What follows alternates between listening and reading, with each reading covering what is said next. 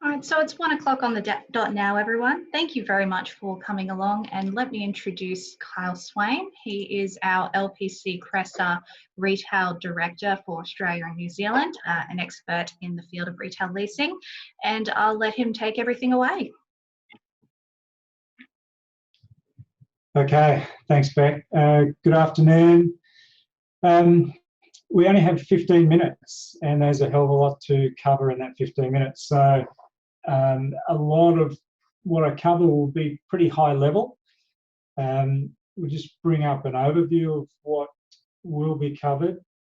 We're going to cover off rent relief during COVID-19. That's obviously the main question being asked through the NRA and also through LPC Cresa. Our inquiries are all linked to how to achieve rent relief, how to get rent reductions, how to engage with landlords on that point. Also, another of the major questions we've been asked in the last couple of weeks is, can my landlord terminate my lease if I get behind on my rent during this COVID-19 period? There's a lot of concern from retailers on that point. Something that's come out just yesterday is in the news today, a lot stemming from one of the Prime Minister's announcements on Sunday night, is that there's a guiding framework for landlords and tenants during COVID-19 now. So we want to address that because that very much plays a part in how you should develop an action plan for seeking assistance from your landlord. So to cover off firstly, rent relief during COVID-19. Clearly it is the major concern of every retailer. And understandably so. Sales figures are starting to come out now from March, and they look fairly dire unless you're in a supermarket. We understand many of our clients are reporting anywhere from 20% reduction on sales to 80%, and we're also working with close from the directives from the government. So earning zero income at all at the moment. So rent relief is critical to surviving this period, the temporary period. We're expecting possibly 3 months and as far out as 6 months of interrupted trade or restricted trade, possibly even lockdown, which we still are half expecting to come, full lockdown. So it's a very fluid and dynamic environment right now. Everything that I tell you today is relevant today. We may need to update that tomorrow. So that's why each Wednesday at this time we'll do a quick 15-minute overview of anything that is relevant, the main questions that we're addressing over the past week, give you some updates on any announcements and how that impacts on retailers and their options for their lease and their business. Seeking rent relief, there's some important things to remember. Your lease, you are legally obligated to the terms and conditions of your lease for the full lease term, and there's no provision, unfortunately, in the leases for a major event like this. So technically, a landlord is not required by law to provide you any relief, and so any rent relief or rent reductions are purely by negotiation on a case-by-case basis. So at the end, we'll have a little action plan for retail tenants on how to go about requesting that. It certainly is possible. We've already achieved rent relief for a number of our clients, a number of NRA members. But it's also important to remember that we're addressing rent relief requirements right now for this current period, and that may change dramatically in the next week for individual businesses. So any agreements we're negotiating with landlords are generally on the basis of being the first measures and to be reviewed either at a set time or if and when things change dramatically for the better or for the worse, hopefully for the better.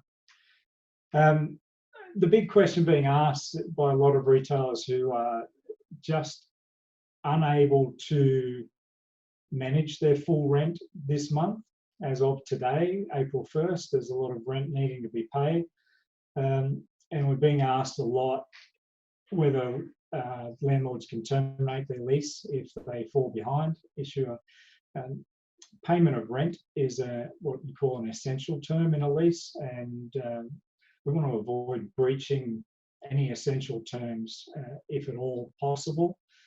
But when a situation like this arises and it's just not possible to pay the full rent, whether you have agreement or not from the landlord at this moment, we would really recommend to not pay rent, but if you're not able to, you're not able to. And I think this is a fairly fluid and dynamic situation where discussions will carry on with landlords through this period of uncertainty and out the other side as well. If it turns out that there's a rental arrears there to be addressed, then it can be addressed later on. The key to rent relief and paying your rent as per your obligations under the lease is really to be fair. If you genuinely are in financial difficulties, then that can be explained and discussed, backed up by financial records and the like. And if that needs to happen later on, so be it. We believe the reason a lot of landlords are slow in responding to requests, essentially being inundated with requests to provide assistance.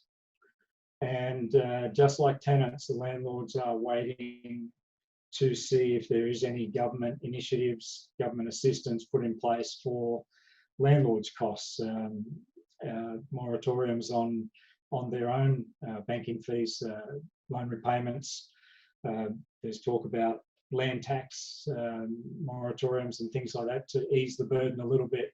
So we're expecting an announcement later this week from the government on those measures. And if we can get all that out in the open, then perhaps we get some more movement from landlords on in regards to providing tenant relief as well. I want to touch on the guiding framework that came out yesterday, because this really lends itself to the fundamentals of how you as retail tenants should be going forward with your discussions with landlords and approaching landlords with a plan for how your business can get through this period.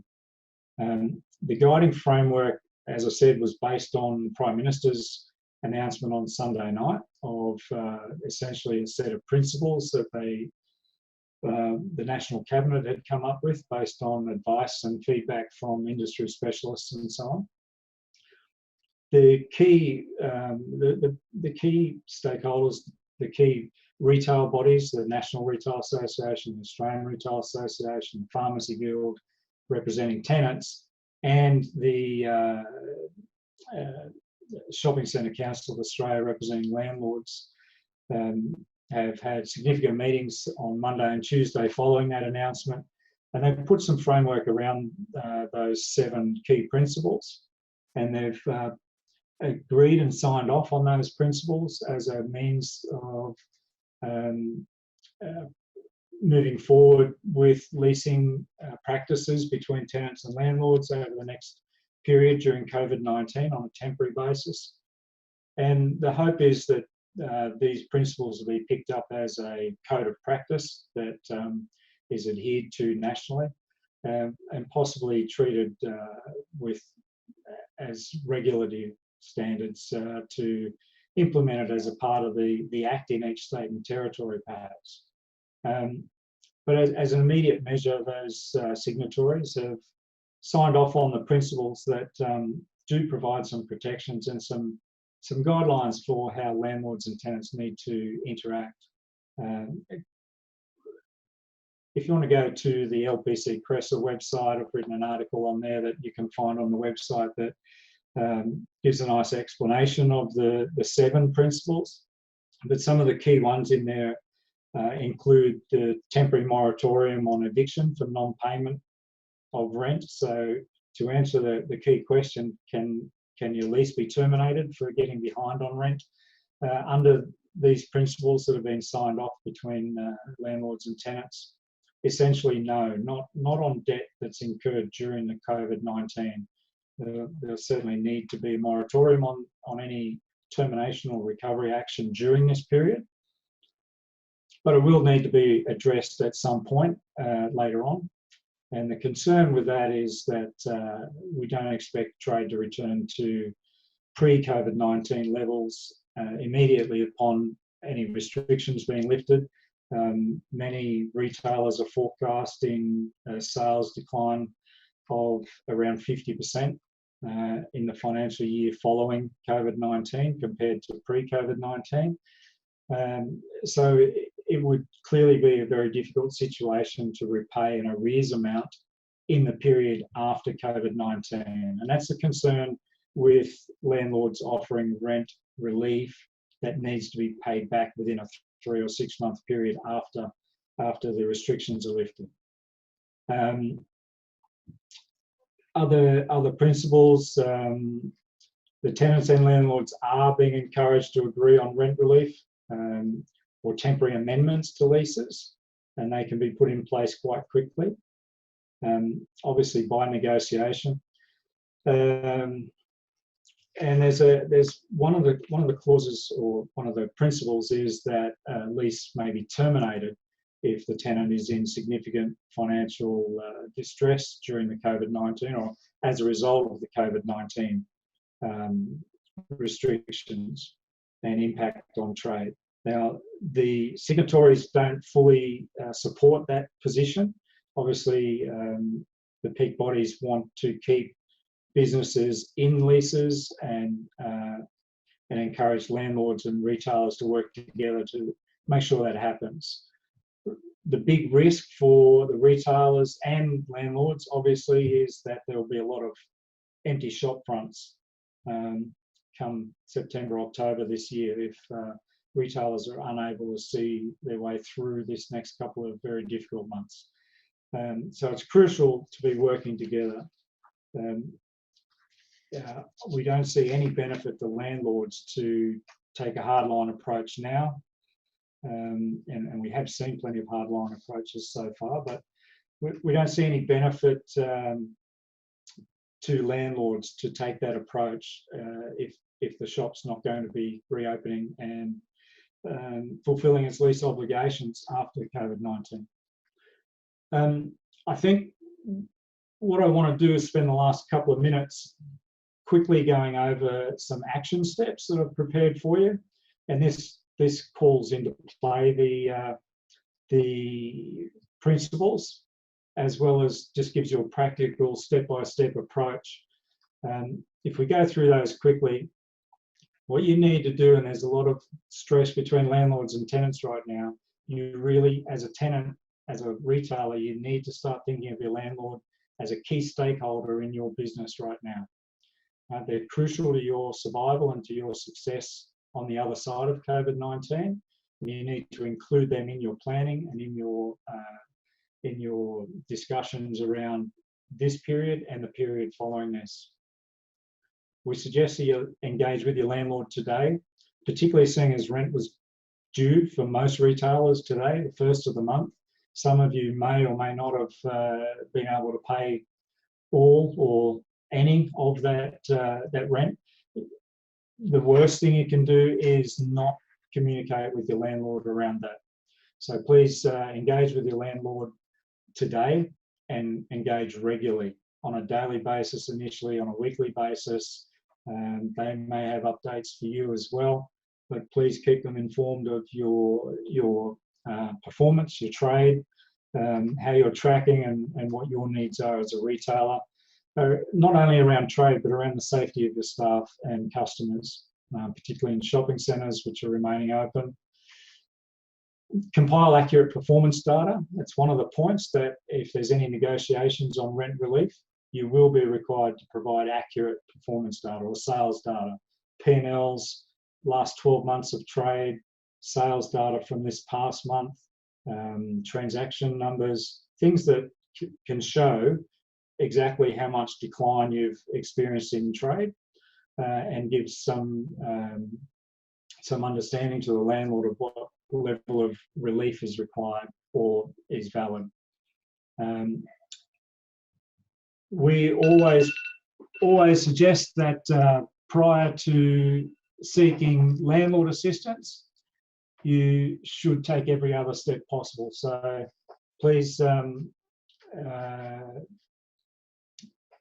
manage your operating costs, manage your staff, manage all the costs that you can, take full benefit of the government assistance that's available before you go to the landlord. We'll be able to supply that brief action plan after this, if you want to get a hold of that. There's some valid points on there, so please try to engage with that action plan if you're going to approach your landlord for rent assistance. I'm not sure if Beck is there. Are you? Yes, I'm here. Is there any questions specifically we need to cover off before? So we do have a few questions. First question from Anthony. He wants clarification that rent is controlled state by the state governments, and there is no federal standard. Can you comment on that?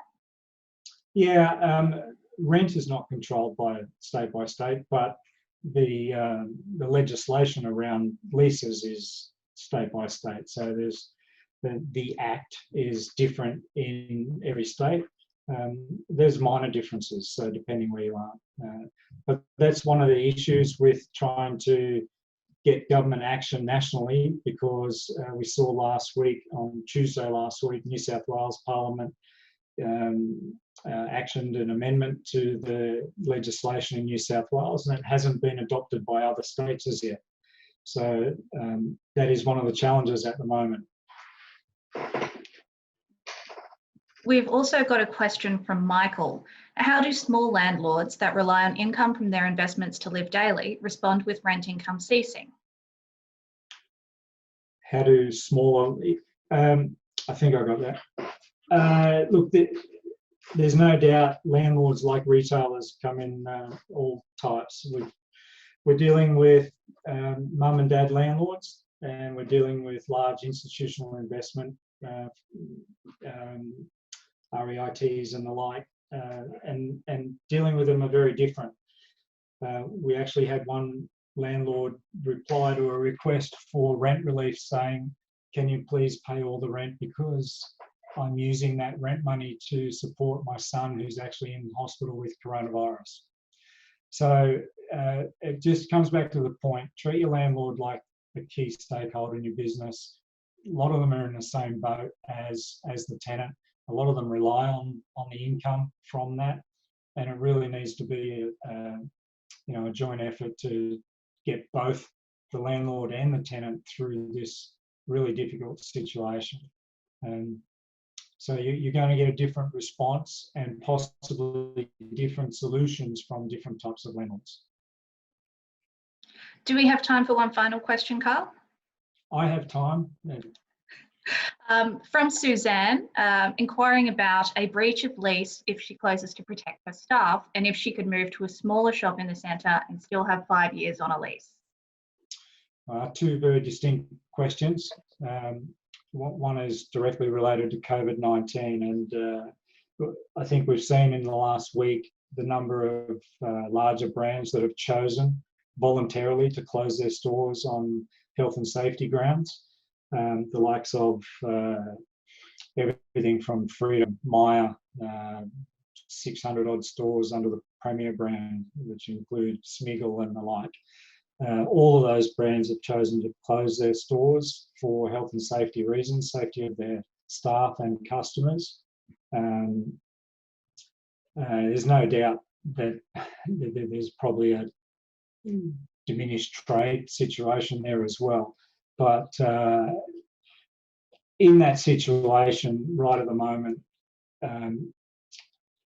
while it is a breach of your lease, there's no landlord that would risk taking that to a tribunal and take any action over that. I don't think they would have any traction at all from a tribunal in any state to take action against you for not fulfilling your obligations around core trading hours in this situation. The second part of that question was to move to a smaller shop and to renew a lease for 5 years. That's a conversation that will probably happen in a lot of instances, particularly in shopping centres over the next 3 and 6 months, as there will probably be a lot of empty shops, unfortunately. So the opportunities may be there. And there will definitely be the need in many cases for retailers to explore opportunities to reduce their rental obligations and still be viable. So two separate parts to that question. One is the more immediate. The second part is looking ahead to post-COVID-19. And I think there'll be plenty of those conversations with landlords. Brett asked, is it fair for landlords to ask for proof that tenants have sought all possible government support before approaching the landlord for relief? It's fair to confirm that that's the case, and in with the action steps, it certainly covers off. Be sure that you can provide proof of steps you've taken to reduce your operating costs. And also that you've accessed all available government assistance. We are having landlords asking for signed documents from insurers to prove that they've denied insurance requests, and I think that's a little unreasonable. So it's just a matter of that fine line between what's reasonable and what's unreasonable. It's not unreasonable to expect that you've gone through those processes. It may be unreasonable to expect to get a signed letter from an insurer. So go through the processes and ensure that you convey that you have and communicate that you have, and you can communicate that to your landlord, whether you are showing them something or just advising. There should be a reasonable level of understanding between the two parties. Wonderful. And final question for real this time now, since we've gone quite over time. Lulu asks, regarding the common set of principles that the retail associations have put forward yesterday, are these principles law? If not, will they be? What are the next steps for these principles? Yeah, no, they're not law as yet. They're guiding principles. They're a framework put forward by the peak bodies in response to the principles put out by the National Cabinet. They do have the approval of all the treasurers of each state and the National Cabinet. There are some aspects of the principles that the peak bodies don't actually agree with, as I explained just earlier. But that framework has been put out and agreed by between the landlord body, the SCCA, and the peak tenant representation association, so Pharmacy Guild, ARA, and NRA. There are plenty of landlords out there who aren't members of the SCCA, so you would fully expect to have some landlords say that I didn't sign on to that set of principles, so I'll do what works for my business.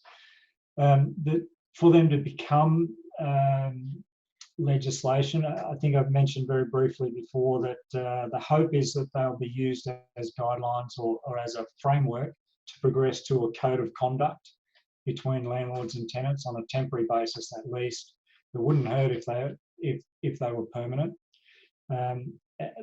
Having them passed as legislation and regulatory authorities takes a little longer and uses up a lot of resources that are really focused on a lot of things at the moment. So I would hope they get through as a firm code of conduct nationally, and then hopefully some states will start implementing them as an amendment to the relevant legislation, state by state.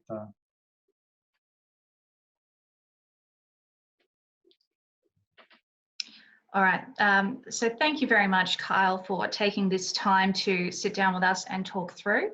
As you did say, same time next week, we'll be providing updates as the situation is very fluid and what we've said this week might not apply next week. If you have some questions that remained unanswered, please feel free to email the National Retail Association. We will either address them by email, or they could even come up on next week's webinar. So thank you again, Kyle, and thank you everyone for attending. Yeah, thank you everyone. Cheers.